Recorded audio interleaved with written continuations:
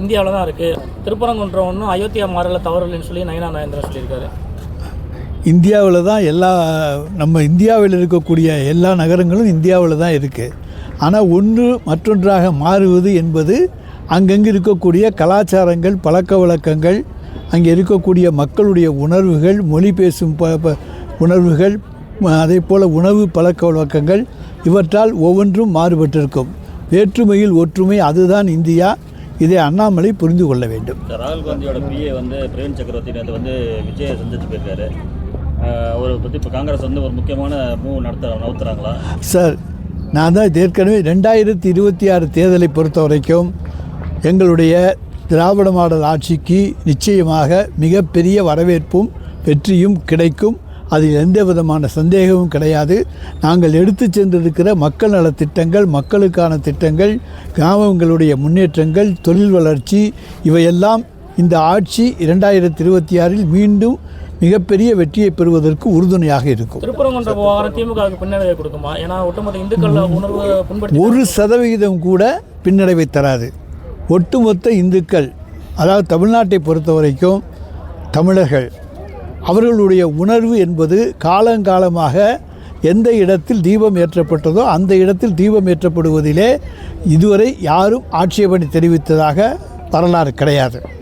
2011 முதலாக ஒரு ஆர்எஸ்எஸ் இயக்கத்தைச் சேர்ந்த ஒரு பிரமுகர் அன்றைய அண்ணா திராவிட முன்னேற்ற கழக ஆட்சியிலே இந்த இடத்திலே ஏற்றக்கூடாது, அங்கே ஒரு மசூதி இருக்கிறது, அதுக்கு பக்கத்திலே ஒரு சர்வே கல் இருக்கிறது, அந்த சர்வே கல்லில் போய் தீபம் ஏற்ற வேண்டும் என்கின்ற கோரிக்கையை முன்வைத்து ஒரு வழக்கு தொடர்கிறார். தனி நீதிபதி அந்த வழக்கை தள்ளுபடி செய்து எப்போதும் போல் மக்கள் என்றைக்கும் திருப்பரங்குன்றத்திலே எந்த இடத்திலே தீபம் யாரால் ஏற்றப்படுகிறதோ அவர்களால் ஏற்றப்பட வேண்டும் என்ற தீர்ப்பை 2017 தனி நீதிபதி தருகிறார்.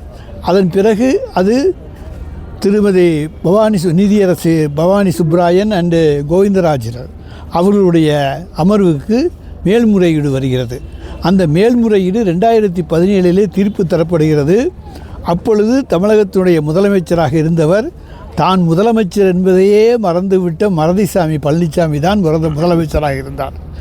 அவருடைய ஆட்சி காலத்திலே தான் இந்த இடத்தில்தான் எப்பொழுதும் தீபம் ஏற்றக்கூடிய உச்சிப்பிள்ளையார் கோயிலுக்கு பருகிலே தான் தீபம் ஏற்றப்பட வேண்டும் என்று அந்த 2 நீதிபதிகள் கொண்ட அமர்வும் அப்பீல் வழக்கில் மேல்முறையீடு வழக்கிலே தீர்ப்பு தந்திருக்கிறார்கள். எனவே இதுவரை வேறு யாரும் எந்த விதமான கோரிக்கைகளும் தமிழர்கள் யாரும் வைக்கவில்லை, தமிழ் மண்ணிலே யாரும் கேட்கவும் இல்லை. இதுவரை இந்த மாதிரியான பிரச்சனைகள் எழுப்பப்படவில்லை. ஆனால் தமிழ்நாட்டிலே தங்களாலே காலூன்ற முடியாது என்பதை நன்றாக தெரிந்து கொண்ட ஒரு இயக்கத்தினர் ஏதாவது ஒரு பிரச்சனையை கிளப்பிவிட்டு அதன் மூலமாக குளிர் காயலாமா என்று கனவு கண்டு கொண்டிருக்கிறார்கள்.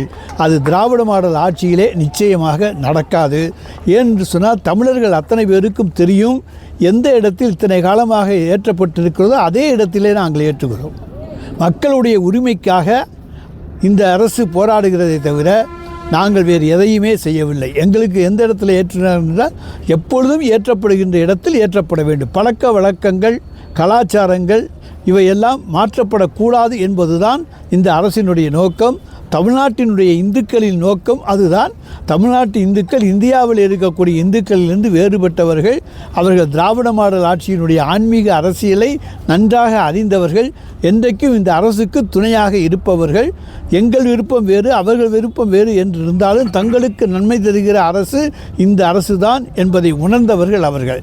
ஆனால் எடப்பாடி பழனிசாமி தான் ஆட்சியிலே தான் பெற்ற தீர்ப்பையே மறந்துவிட்டு இந்த புதிய தீர்ப்பை வரவேற்றிருப்பது எத்தகைய முட்டாள்தனம் என்பதை தமிழ்நாட்டு மக்கள் எண்ணி பார்த்து சிரிப்பார்கள். அண்ணாமலை இதே விமர்சனம் வச்சிருக்காரு. இப்போ நீங்கள் சொன்ன 2014, 17 இந்த விளக்கத்தை நீதிமன்ற தீர்ப்பையே ரகுபதி மாற்றி சொல்லி இருக்கிறாரு.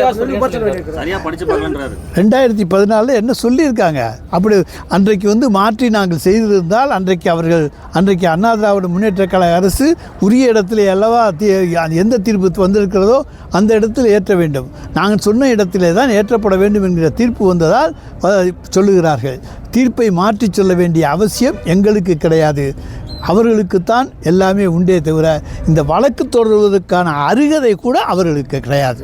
ஒரு முறை ஒரு வழக்கு முடிந்து விட்டது என்று சொன்னால் அதற்கு பிறகு அதை அணுகுவதற்கோ புதிதாக அதிலே மீண்டும் அதே பிரச்சனையை கிளப்புவதற்கோ அவர்களுக்கு எந்த விதமான அருகதையும் கிடையாது. நாங்கள் அரசியல் நோக்கத்துக்காக பாஜக ஆதரவு கொடுக்கல, நட்பின் அடிப்படையில் தான் திருப்பரங்குன்றத்தில் ஆதரவு கொடுத்தோம்னு செல்லூர் ராஜ் சொல்லியிருக்காரு. யார்? செல்லூர் ராஜ். செல்லூர் ராஜை போல சிறந்த ஜோக்கர் கிடையாது. அவர் அமைச்சராக இருக்கிற பொழுது அவருடைய அமைச்சரவை ஒரு முடிவை எடுக்கிறது, அவருடைய ஆட்சியிலே ஒரு தீர்ப்பு கிடைக்கிறது. அந்த தீர்ப்பை நாங்கள் பெரிதாக மதிக்கவில்லை. நாங்கள் காப்பாற்றிய தீர்ப்பை நாங்கள் கடைப்பிடிக்க மாட்டோம். அதற்கு பதிலாக நட்புக்காக போய் அவர்களுக்கு கொத்தடிமையாக இரு சாசனம் எழுதி கொடுத்திருக்கின்ற காரணத்தாலே நாங்கள் அந்த கொத்தடிமையாக இருப்பதைத்தான் விரும்புகிறோம் என்று சொன்னால் அதை பற்றி எங்களுக்கு கவலை இல்லை. தமிழக மக்கள் அவர்களை நன்றாக புரிந்து கொண்டிருக்கிறார்கள்.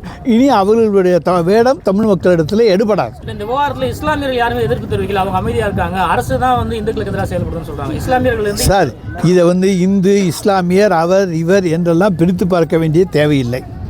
ஒரே நிலை. எந்த இடத்துல இத்தனை காலமாக திருவண்ணாமலையில் எந்த இடத்தில் தீபம் ஏற்றப்படுகிறதோ அங்கே தான் ஏற்றப்பட வேண்டும். திருப்பரங்குன்றத்தில் எங்கே தீபம் ஏற்றப்படுகிறதோ அங்கே தான் தீபம் ஏற்றப்பட வேண்டும்.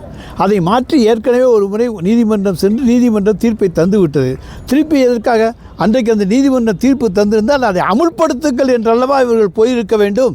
அதை விட்டுவிட்டு புதிய கோரிக்கையோடு மீண்டும் அதே கோரிக்கையோடு செல்லுகிறார்கள் என்று சொன்னாலே அண்ணாமலையுடைய பொய் முகம் தெரியும். உச்சநீதிமன்றத்தில் அவங்க நம்பிக்கை இருக்கா சார்? பொய் முகம் தெரியும் என்று சொல்லிவிட்டோம். நாங்கள் ஏற்கனவே இருக்கிற தீர்ப்பு அதை மாற்றி இனிமேல் சொல்கிறதுக்கான வாய்ப்புகள் கிடையாது.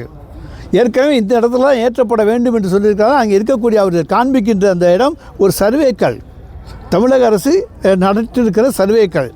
அதனால தான் நாங்கள் நிச்சயமாக எங்களுக்கு எந்த இடத்துல போனாலும் நிச்சயமான பாதிப்பு என்பது இந்த அரசுக்கு நிச்சயம் வராது.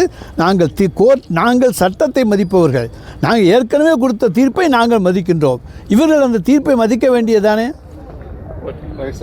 சார், சிக்கந்தர் மலையில் ஏற்கனவே ஆடு ஓட்டக்கூடாதுன்னு ஒரு பிரச்சனை இருந்துச்சு. இப்போ அந்த விளக்கு ஏற்றுறது இது தொடர்ந்து பாஜக தவறான வழிபாக இருந்து சார், தமிழ்நாட்டு மக்களை எந்த வகையிலே பாஜகவோ ஆர்எஸ்எஸோ தவறான வழியிலே திசை திருப்ப முயற்சித்தாலும் தமிழர்கள் புத்திசாலிகள், கெட்டிக்காரர்கள்.